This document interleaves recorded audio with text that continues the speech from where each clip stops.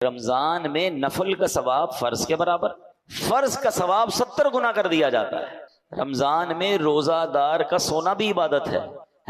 رمضان میں روزہ دار کے منہ سے افطار سے پہلے جو بو آتی ہے وہ اللہ کے نزدیک مشک کی خوشبو سے زیادہ بہتر ہے۔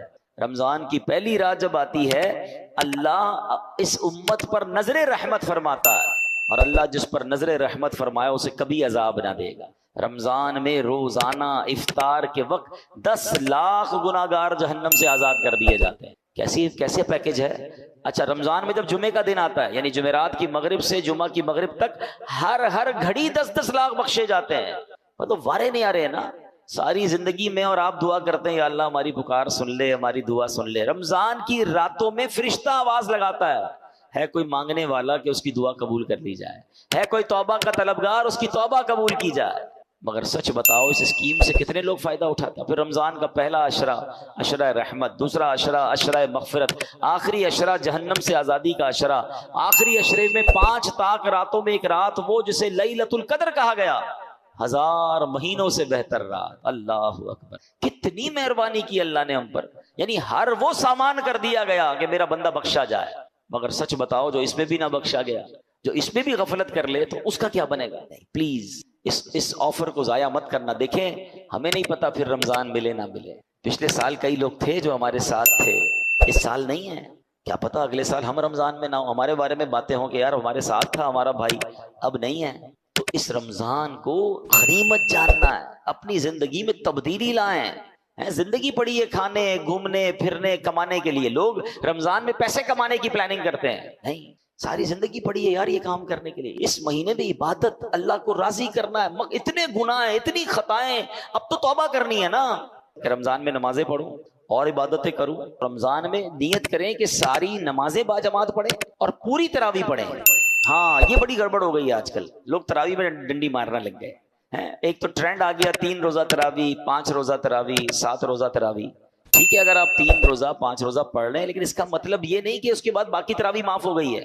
تراویح چاند رات تک، عید کی چاند نظر آنے سے پہلے پڑھنی ہے، جس دن چاند نظر آ گیا اس دن نہیں پڑھنی، باقی پڑھنی ہے، اور 20 رکعت پوری پڑھنی ہے کہ یہ سنت مؤکدہ ہے۔ اچھا اس کے علاوہ سمجھیے نا، حدیث پاک میں آتا ہے جس کا مضمون ہے کہ جو رمضان میں ایک سجدہ کرے اس کو ایک سجدے کے بدلے 1500 نیکیاں ملیں گی، ہر سجدے پر جنت میں سرخ یاقوت کا محل عطا فرمایا جائے گا، اور فرمایا ایک درخت ایسا اسے جنت میں دیا جائے گا، اس کا سایہ اتنا بڑا ہوگا، اس کی ڈائمنشن اتنی بڑی ہوگی کہ گھڑ سوار یعنی ہارس رائڈر 500 سال تک دوڑتا رہے اس کا سایہ ختم نہیں ہوگا، یا اتنا سایہ ہوگا۔ اب مجھے بتاؤ یہ ہر سجدے پر انعام ہے۔ مبارک ہونے جو پوری تراویح پڑھتے ہیں، 20 تراویح پڑھیں تو کتنے سجدے ہو گئے؟ 40 سجدے ہو گئے، 40 سجدے پر 1500 نیکیاں ملے تو 60,000 نیکیاں، 40 جنت کے گھر، 40 جنت کے درخت ملتے ہیں اس کو جو پوری تراویح پڑھتا ہے۔ اب کچھ لوگوں نے 8 پڑھ کے چلے جانا ہے، تو خود سوچے کتنا بڑا لاس کر رہے ہو اپنا۔ جو پڑھتے ہی نہیں وہ خود سوچے میں کتنا، بلکہ میں تو کہتا ہوں صرف تراویح کیوں، تہجد پڑھنا رمضان میں آسان ہو جاتا ہے۔ بندہ جو ہے وہ سحری میں تو اٹھتا ہی ہے، تو 2 رکعت تہجد پڑھ لے، 4 رکعت پڑھ لے، 12 رکعت تک پڑھی جا سکتی ہے۔ اللہ بس توفیق دے، ذہن مل جائے۔ اور سحری کے وقت دعا کرنا یہ خاص دعا کی قبولیت کا وقت ہے۔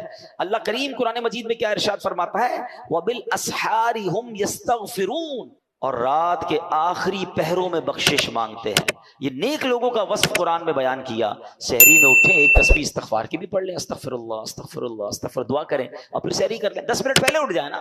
یعنی ایک سجدے پر اگر مجھے ایک جنت کا گھر مل رہا ہے، جنت کا درخت مل رہا ہے، 1500 نیکیاں مل رہی، تو کیوں سستی کرنی ہے؟ ساری رات گھومنا پھرنا، کرکٹ کھیلنا، پتہ نہیں کھانا پینا، اسی میں قوم لگی ہوئی ہے۔ نہ کریں ایسا، ساری زندگی آپ کھا پی سکتے ہیں، رمضان اس لیے نہیں ہے۔ پلیز اچھے کام بھی کروں، گناہوں سے بھی بچوں۔ ماہ رمضان رحمتوں کی کان، مغفرت کا پیغام ہمارے درمیان ہے۔ روزہ جب انسان رکھتا ہے تو کچھ نڈھال محسوس کرتا ہے، خاص طور پر جب افطار کا وقت آتا ہے تو پیاس سے زبان سوکھتی ہے، اور بعض اوقات بندہ کبھی کبھی تھوڑی دیر بعد گھڑی دیکھتا ہے کہ اب کتنی دیر باقی ہے کہ جب میں کھاؤں گا، جب میں پی سکوں گا۔ یا 2-3 باتیں بڑی لطیف ہیں، بڑی خوبصورت ہے۔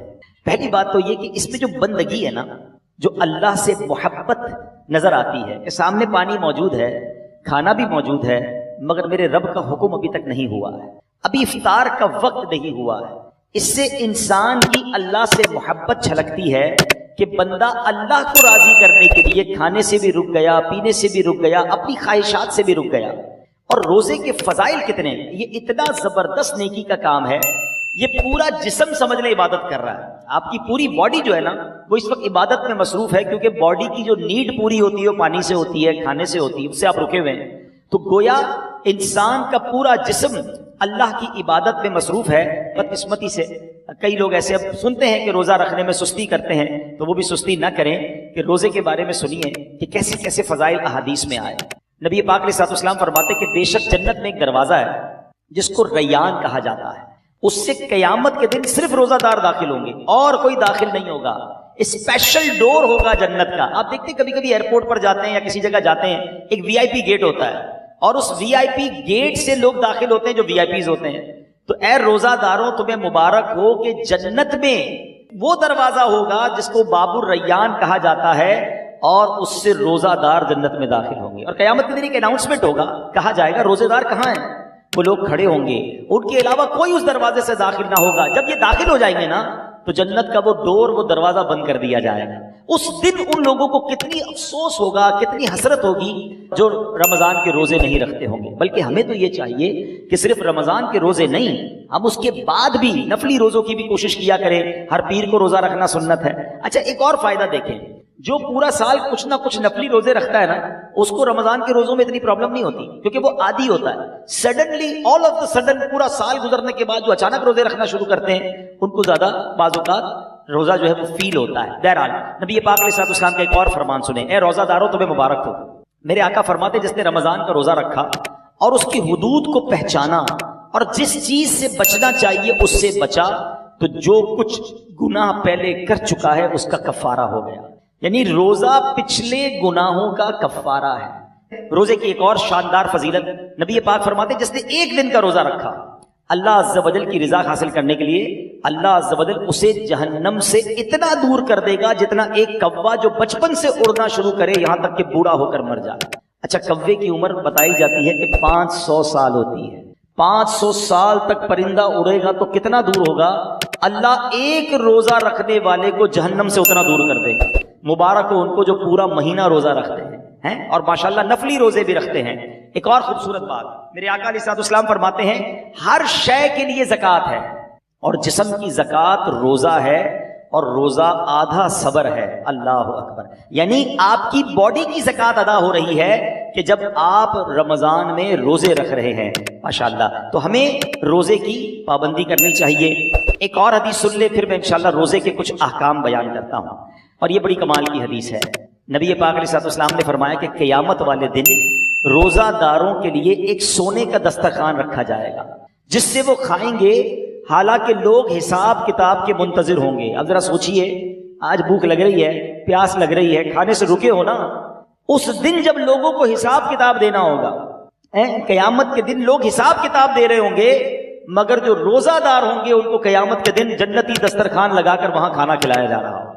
اس کا مطلب کیا ہوا؟ ادھر بھوکے رہ جاؤ، ادھر نعمتیں ملیں گی۔ اگر ادھر کھانا ہے، ادھر روزہ نہیں رکھنا ہے، تو ادھر کی محرومی ہے۔ اب آپ کی مرضی ہے، چوز کیا کرنا ہے، سلیکٹ کیا کرنا ہے۔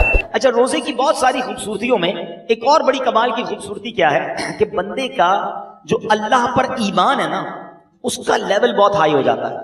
آپ ذرا غور کریں، دنیا میں کروڑوں لوگ روزہ رکھ رہے ہیں، ٹھیک ہے؟ آپ کے ساتھ بھی ایسا ہوا ہوگا، آپ گھر میں اکیلے ہوں گے، پانی سامنے موجود ہے، فریج کے اندر فروٹ بھی کٹا ہوا ہے، کوئی ایک مسلمان ایسا ہے جو اکیلے میں چھپ کر پانی پی لیتا ہو، کوئی ایک فروٹ کھا لیتا ہو، کوئی نہیں دیکھ رہا نا، چلو کوئی بات نہیں۔ وجہ واٹ از دا ریزن؟ یہاں تک کہ اب جب وضو کر رہے ہوتے ہیں ہم اس وقت بھی احتیاط کر رہے ہوتے ہیں کہ کھلی زور سے نہ ہو جائے، کہیں خلق کے نیچے پانی نہ چلا جائے۔ ناک میں پانی چڑھاتے وقت بھی احتیاط کرتے ہیں کہ ناک کی ہڈی سے اوپر چلا گیا تو روزہ ٹوٹ جائے گا۔ یہ کیوں؟ حالانکہ وضو خانے پہ کسی کو بھی نہیں پتا چلے گا، میں ایک دو چلو پانی پی لوں، لیکن ہم سب کا خیال کیا ہے؟ اللہ دیکھ رہا ہے، یہی ہے نا دل میں کہ کوئی نہیں دیکھ رہا مگر رب دیکھ رہا ہے۔ اب ذرا غور کرو میرے پیارے اسلامی بھائیوں، رمضان ساری دنیا کے مسلمانوں کا لیول آف ایمان ادھر لے جاتا ہے کہ تم اکیلے میں کھانا نہیں کھا رہے کیونکہ اللہ دیکھ رہا ہے۔ تو اب سوال یہ ہے کہ جب اللہ رمضان میں دیکھ رہا ہے تو کیا رمضان کے بعد نہیں دیکھ رہا؟ حلال کھانے سے رک گئے کیونکہ افطار کا وقت نہیں ہوا، مگر بندہ پھر حرام دیکھنے سے کیوں نہیں رکتا کہ اللہ دیکھ رہا ہے؟ اکیلے میں گناہ کرتے وقت یہ خیال کیوں نہیں آتا کہ رب دیکھ رہا؟ ایکچولی رمضان ہماری پوری پریکٹس کروا رہا کہ دیکھو جب پورے رمضان تم یہ خیال دل میں بٹھائے رکھتے ہو کہ اکیلے میں کھانا نہیں ہے، پینا نہیں ہے، رب دیکھ رہا ہے، تو پھر رمضان میں بھی اور رمضان کے بعد بھی حرام کماتے وقت بھی سوچو نا اللہ دیکھ رہا ہے، حرام بولتے وقت بھی سوچو اللہ دیکھ رہا ہے، حرام سنتے وقت بھی سوچو اللہ دیکھ رہا ہے. تو انشاءاللہ اگر یہ پریکٹس بن گئی کہ اللہ دیکھ رہا ہے تو پھر گناہ کرنے کی عادت چھپ سکتی ہے. اللہ مجھے بھی اور آپ کو بھی یہ خیال ایسا عطا کر دے کہ جب بھی برائی کی طرف جانے کو جی چاہے دل سے صدا آئے کہ اللہ دیکھ رہا ہے. بالکل اسی طرح میرے پیارے اسلامی بھائیوں، رمضان میں جو ہم روزہ رکھتے ہیں اور چیزوں کی جزا بیان ہوئی ہے کہ بھائی اس کے بدلے جنت کا گھر ملے گا، جنت کے درخت ملیں گے، جنتی کھانے ملیں گے. اب آؤ روزے کی ایک اور فضیلت سنو. میرا کوئی بھائی، میری کوئی بہن اور روزہ کبھی قضا نہ کرے. روزہ قضا کرنے کا خیال بھی آئے تو دل میں یہ نہ لائے. لوگ کہتے ہیں یار کام کاج بہت ہوتا ہے، نوکری مجھے کرنی ہوتی ہے. دیکھو کام کم کر دینا، کاروبار کم کر دینا، تھوڑے پیسے کم کما لینا، مگر روزہ مت چھوڑنا. کیونکہ اب جو میں فضیلت بتانے جا رہا ہوں نا، میں نے اب تک کسی اور عمل کی یہ فضیلت نہیں پڑھی ہے. کیونکہ نبی پاک علیہ الصلوۃ والسلام فرماتے ہیں کہ اللہ فرماتا ہے، یعنی یہ حدیث قدسی بھی ہے. اللہ فرماتا ہے فَإِنَّهُ لِي وَأَنَا أَجْزِي بِهِ. اللہ فرماتا ہے روزہ میرے لیے ہے اور اس کی جزا میں خود دوں گا. باقی چیزوں کی جزا رب فرشتوں کے ذریعے عطا فرماتا ہے، مگر روزہ دار کے لیے رب نے فرمایا اس کی جزا میں خود عطا فرماؤں گا. بلکہ علماء اس کو ایک اور انداز سے بھی پڑھتے ہیں، انا اجزا بہی. اس کے معنی یہ ہو گئے کہ روزہ میرے لیے ہے اور اس کی جزا میں خود ہوں. یعنی رب فرما رہا میں اس کا ہو جاتا ہوں. تو اے روزہ دارو، جس کا رب ہو جائے تو اس کے کام کیوں نہ بن جائیں، اس کی مشکلیں آسان کیوں نہ ہو جائیں. اور ایک اور میں شریعت کی لاجک بتا دیتا ہوں. بہت سارے کاموں میں نوجوان کہتے ہیں کہ جناب ادھر جو ہے بہت دل چاہتا ہے کہ بڑے بڑے میرے گھر ہوں، بڑی بڑی گاڑیاں ہوں، چاہے اس کے لیے حرام کمانا پڑے. دیکھو حرام کما کر اچھے گھروں کے لیے پیسے حرام مت کمانا، ادھر چھوٹے گھر میں صبر کر لو، اللہ نے تمہارے لیے جنتی گھر تیار کر رکھے ہیں. کچھ لوگ ادھر شراب پیتے ہیں، اللہ کو ناراض کرتے ہیں. دیکھو ادھر شراب نہ پینا، صبر کر لو، اللہ نے جنتیوں کے لیے جنتی شراب تیار کر رکھی ہے. مردوں کو زیور پہننے سے منع کیا کہ دیکھو یہاں زیور مت پہننا، سونا چاندی مرد کو پہننا الاؤ نہیں ہے، مگر جنت میں مردوں کو سونے کے زیورات عطا کیے جائیں گے. ادھر حرام عورتوں کی طرف، ناجائز عورتوں کے پاس جانا جو حرام ہے ان کے قریب مت جانا. جی تو چاہتا ہے، شیطان تو بلاتا ہے، مگر حرام کاری سے بچ جاؤ. اللہ نے جنت میں جنتیوں کے لیے حوریں تیار کر رکھی ہیں. اگر آپ اس لاجک سے دیکھیں نا، جس چیز سے شریعت نے ہمیں یہاں روکا ہے، جس کا دل بھی چاہتا ہے، شریعت نے یہاں سمجھا دیا کچھ سال رک جاؤ، جنت نہ ختم ہونے والی ہے. اللہ نے آلٹرنیٹ شاندار وہاں تیار کر رکھا ہے. یہاں بڑے گھر دیکھ کر اپنے گھر پہ مایوس نہ ہو جاؤ، صبر کی زندگی گزارو. اللہ نے بڑے بڑے محل جنتیوں کے لیے تیار کیے ہیں. تمہارے پاس اگر یہاں گاڑی نہیں ہے، مایوس نہ ہونا، حرام کی طرف مت جانا. جنتیوں کے لیے اللہ نے جنتی سواریاں تیار کی ہیں. یہاں اگر مہنگے اور اچھے کھانے نہیں کھا سکتے، پیسے تھوڑے ہیں، حرام کی طرف مت جانا، صبر کر لینا. اللہ نے جنتیوں کے لیے جنتی دسترخوان لگائے ہوئے ہیں، جنتی مشروب موجود ہیں. ارے انسان جو تمنا کرے گا اللہ اس قسم کا کھانا اس کے سامنے عطا فرما دے گا. تو جب وہ نعمتیں موجود ہیں تو کچھ صبر کے ساتھ، کچھ قناعت کے ساتھ، اللہ کی رضا کے ساتھ اور حلال روزی کے ساتھ زندگی گزار لیں. انشاءاللہ دنیا بھی بہتر ہوگی اور آخرت بھی بہتر ہو جائے گی. اب میں چاہوں گا کہ بیان میں کچھ روزے کے اہم مسائل بھی ہم سن لیں. بعض اوقات کچھ روزہ داروں کو کنفیوژن ہوتی ہے. سب سے پہلے تو یہ سمجھ لیں کہ افطار اور سحری کا ٹائم جو بھی آخری ٹائم ہے، جو کراچی میں ہے یا باہر مجھے سن رہے ہیں، ہمیشہ یاد رکھیں اذان کا انتظار نہیں کرنا. اذان نماز کے لیے ہوتی ہے، سحری بند کرنے کے لیے نہیں ہوتی ہے. ٹھیک ہے نا؟ ہو سکتا ہے مؤذن صاحب 5 منٹ لیٹ ہو جائیں، کبھی ان کی جناب اچھا کچھ لوگ کہتے ہیں اذان ہوگی تو روزہ بند کریں گے، اور اگر آپ کے علاقے میں لائٹ ہی چلی گئی اور مائک ہی بند ہو گیا مسجد کا، پھر کیا کریں گے؟ روزہ بند نہیں کریں گے. تو اذان جو ہے وہ روزہ بند کرنے کے لیے، افطار کے لیے نہیں ہوتی، وہ نماز کے لیے ہوتی ہے. روزے کا تعلق ٹائمنگ سے ہے. وقت سحر یعنی فجر کا وقت شروع ہوا، جیسے ہی شروع ہوا اب آپ کھا پی نہیں سکتے. 1 سیکنڈ بھی آپ نے زیادہ کھا لیا تو اب پورا دن آپ بے شک بھوکے رہیں، روزہ نہیں ہوگا، آپ کا روزہ شروع ہی نہیں ہوا. تو بیسٹ طریقہ کیا ہے؟ اپنی گھڑی کا ٹائم سیٹ رکھیں. اب تو موبائل فون آ گئے، جو انٹرنیٹ والے موبائل ہوتے ہیں اس میں بھی موبائل ٹائم بڑا پرفیکٹ پتہ چل رہا ہوتا ہے.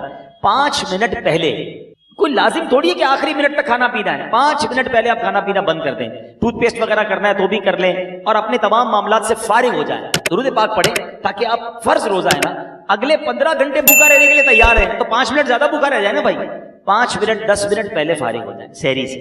بالکل اسی طرح افطار میں بھی آپ نے کرنا یہ ہے کہ افطار میں آپ نے گھڑی دیکھ کر افطار کرنا ہے, ٹائم دیکھ کر افطار کرنا ہے. 1-8 منٹ اوپر ہو جائے خیر ہے, پہلے افطار نہ ہو جائے. بعض اوقات ہوتا ہے لوگوں کی گھڑی ٹائم پہ نہیں ہوتی, 5 منٹ پہلے افطار کر لیتے ہیں. آپ کو پتا ہونا چاہیے کہ ٹائم ہوا کہ نہیں. اور بالکل اسی طرح اذان مغرب کی نماز کے لیے ہوتی ہے, افطار کے لیے نہیں ہوتی. اس میں بعض اوقات 2 گڑبڑ ہو جاتی ہیں. ایک یہ ہو جاتی ہے کہ کبھی مؤذن صاحب سے بھی غلطی لگ سکتی ہے, جلدی اذان دے دی, آپ نے اذان سے ہی روزہ کھول لیا تو آپ کا روزہ چلا گیا. آپ ٹائم دیکھیں ٹائم ہوا ہے کہ نہیں. اور مؤذن صاحب خود اپنا افطار کرنے میں لگے ہوئے ہیں اور وہ 5 منٹ بعد اذان دے رہے ہیں اور آپ انتظار کر رہے ہیں اذان کا, تو یہ بھی درست نہیں, کیونکہ افطار کو تاخیر بھی نہیں کرنی چاہیے.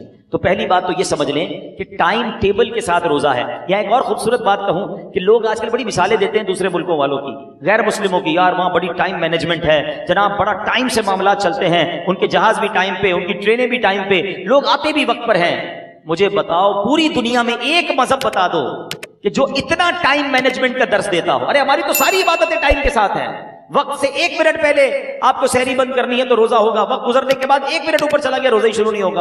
افطار گھڑی کے مطابق کرنا ہے. بالکل ساری دنیا کے مسلمان ٹائم پہ افطار کرتے ہیں. ہماری ساری اذانیں, مسجد کا ٹائم ٹیبل دیکھیں, آپ کی ٹرین لیٹ ہو سکتی ہے, جہاز لیٹ ہو سکتا ہے. ہم نے دیکھا سردی ہو, گرمی ہو, بارش ہو, آندھی ہو, طوفان ہو, دنیا بھر کی مسجدوں میں وقت پہ اذان ہوتی ہے, وقت پہ جماعت ہوتی ہے. لاکھوں مسجدوں میں کیسی شاندار ٹائم مینجمنٹ ہے. اسلام کی کتنی عبادتیں ٹائم کے ساتھ ہیں. ارے جناب ہم حج پہ جائیں تو کب عرفات میں رہنا ہے, کب عرفات سے نکلنا ہے, کب پہلے نہیں نکلنا ہے, کب مزدلفہ پہنچنا ہے, کب مینا پہنچنا ہے, کون سے دن طواف زیارت کے ہیں. Each and everything going with time. اسلام جتنا ٹائم مینجمنٹ سکھاتا ہے نا اتنا دنیا کا کوئی مذہب نہیں سکھاتا. ہاں یہ ضرور کہہ سکتے ہیں کہ ٹائم مینجمنٹ اسلام میں ضرور ہے, مسلمان اس سے سیکھتے نہیں ہیں. تو ہمیں دوسروں کی مثالیں دینے کی کیا ضرورت ہے, ہمارا دین ہمیں شاندار ٹائم مینجمنٹ سکھاتا ہے. اچھا انجیکشن, روزے میں اگر کسی کو خون دینا ہے, جب آپ خون دیں گے تو آپ کا وضو ٹوٹے گا, لیکن اگر آپ انجیکشن لگواتے ہیں اس سے روزہ نہیں ٹوٹے گا. ٹھیک ہے, کان میں اگر کوئی ڈراپ ڈالتا ہے, اگر اس کا کان کا پردہ پھٹا ہوا نہیں ہے تو بھی اس سے روزہ نہیں ٹوٹے گا. ہاں آنکھ میں اگر کوئی ڈراپ ڈالتا ہے تو اس سے علماء فرماتے ہیں روزہ ٹوٹ جائے گا. تو ہمیں روزے کے بارے میں یہ معلومات بھی ہونی چاہیے. بعض اوقات لوگ جو ہے احتیاط نہیں کرتے اور وہ احتیاط نہ کرنے کی وجہ سے ان کا روزہ ٹوٹ جاتا ہے. جب یہ فرض ہے تو اس کے احکام سیکھنا بھی ضروری ہے, اس کی احتیاطیں سیکھنا بھی ضروری ہے. تو بہرحال میرے پیارے اسلامی بھائیوں, افطار کے وقت ایک اور کام کرنے والا ہے جو نارملی ہمارے یہاں نہیں ہوتا, کیونکہ روزانہ افطار کے وقت 10 لاکھ گناہگار جہنم سے آزاد کیے جاتے ہیں روزانہ. یہ اتنا مبارک مہینہ ہے, اس میں روزانہ افطار کے وقت 10 لاکھ گناہگار آزاد جہنم سے کیے جاتے ہیں. اور جب جمعرات کی رات آتی ہے اور جمعے کا دن آتا ہے تو فرمایا ہر لمحے 10 لاکھ گناہگار جہنم سے آزاد کیے. اب آپ سوچیں کہ افطار کے وقت ہماری کیا کیفیت ہونی چاہیے. ہمارے گھروں میں تو ایک ہنگامہ مچا ہوتا ہے, شربت کدھر ہے تو پکوڑے کدھر ہیں تو فلاں چیز نہیں آئی. ان آئٹموں کے چکر میں پڑنے کی بجائے افطار کے وقت کاش ہاتھ اٹھے ہوں, آنسو بہ رہے ہوں اور یہ التجائیں ہوں کہ مولا آج بھی 10 لاکھ بخشے جائیں گے, آج بخشے جانے والوں میں ہمارا نام لکھ دے. تو جب اس کیفیت کے ساتھ آپ افطار کیا کریں گے تو انشاءاللہ کبھی نہ کبھی تو ہمارا بھی نمبر آ جائے گا. تو آج بھی مدنی چینل پر آپ دیکھیں کہ افطار کے وقت کیا منظر ہوتا ہے. آنسو ہوتے ہیں, دعائیں ہوتی ہیں, التجائیں ہوتی ہیں. میں تو دنیا بھر کے ویورز سے کہوں گا کہ جب بھی افطار کا وقت آئے آپ مدنی چینل کے ساتھ اپنے گھر والوں کے ساتھ امیر اہل سنت کی ان عظیم دعاؤں میں شامل ہو جائیں. نہ جانے کس کی آمین کے صدقے ہمارا بھی بیڑا پار ہو جائے. تو ہمیں افطار کا وقت جو ہے یہ بڑا مبارک وقت ہے, یہ دعاؤں کی قبولیت کا وقت ہے. پھر رمضان کی راتیں, رمضان کی راتیں کتنی مبارک ہیں آپ کو پتہ ہے. سارا سال میں اور آپ اللہ سے دعا کرتے ہیں نا, یا اللہ میری پکار سن لے, میری توبہ قبول کر لے, میری مغفرت فرما دے, میرا فلاں کام فرما دے. ہم اللہ سے دعا کر رہے ہیں. آپ کو پتہ ہے رمضان کی راتوں میں کیا ہوتا ہے, رحمت کے فرشتے یہ آواز لگاتے ہیں, ہے کوئی مانگنے والا کہ اس کی توبہ قبول کی جائے, ہے کوئی توبہ کرنے والا کہ اس کی توبہ قبول کی جائے, ہے کوئی سوالی کہ اس کا سوال پورا کیا جائے. یعنی رمضان میں ادھر سے آفر ہے کہ مانگ لو میں دے رہا ہوں, مغفرت چاہیے تو میں مغفرت دے رہا ہوں, توبہ کرنی تو میں توبہ قبول کر رہا ہوں. مگر آپ دیکھیں کہ آج ہماری راتیں کہاں خرچ ہو رہی ہیں. بہت بڑی تعداد میں لوگ کھانے پینے, گھومنے پھرنے, کرکٹ میچز, پتہ نہیں کیا کیا کر رہے ہیں رمضان میں. ارے اللہ کے بندو، یہ راتیں عبادت کی ہیں، یہ راتیں دعائیں کی ہیں، یہ مانگنے کی ساری زندگی پڑی ہے کھانے پینے کی. تو خدا را رمضان کی راتوں کو ضائع نہ کریں. اور اب میں آخری بات اپنے بیان کی کر لوں، جو میں سمجھتا ہوں میرے بیان کی سب سے اہم بات ہے. وہ کیا ہے؟ یہ اب تک تو میں نے رمضان میں عبادت نیکیاں کرنے کے بارے میں بات کی نا، یہ تو چلے تھوڑی بہت لوگ کر ہی رہے ہیں یا کرتے ہیں، مگر رمضان میں گناہ نہیں کرنا ہے، اس کی طرف توجہ کم لوگوں کی ہے. کیوں؟ دیکھیے رمضان میں گناہ کی پکڑ بھی زیادہ ہے، رمضان میں گناہ کا عذاب بھی زیادہ ہے، مار بھی زیادہ پڑے گی. کیوں؟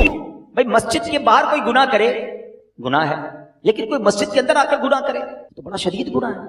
کوئی اللہ کا گھر میں جا کر گناہ کرے گا تو اللہ کی غضب کو دعوت دے گا نا.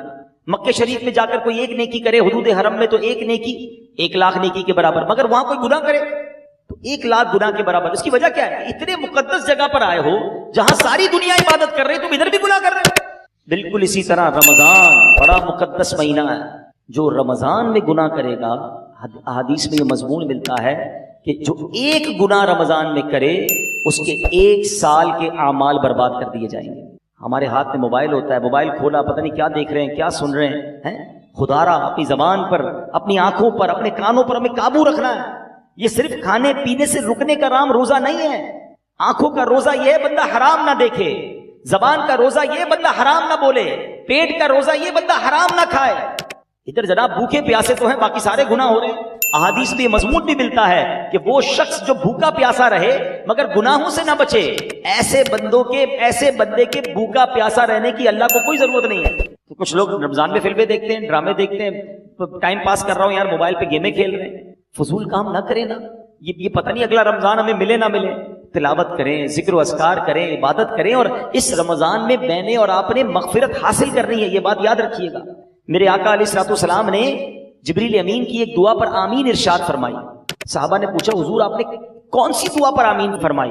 تو نبی پاک نے فرمایا کہ مجھے جبریل امین نے یہ دعا کی کہ اے اللہ، جو رمضان کو پائے اور اپنی مغفرت نہ کروا سکے وہ ہلاک و برباد ہو جائے. اب ذرا سوچیں میرے پیارے اسلام بھائی، دعا کون کر رہا ہے؟ فرشتوں کا سردار. اور آمین کون کہہ رہے ہیں؟ نبیوں کے سردار. تو دعا تو قبول ہی قبول ہے نا. اب رمضان میں جس کی مغفرت نہ ہوئی نا، وہ برباد ہو جائے. تو روتے رہیے، التجائیں کرتے رہیے، اللہ سے معافی مانگتے رہیے، تلاوت کرتے رہیے. پتہ نہیں اگلی بار رمضان نصیب ہو کہ نہ ہو.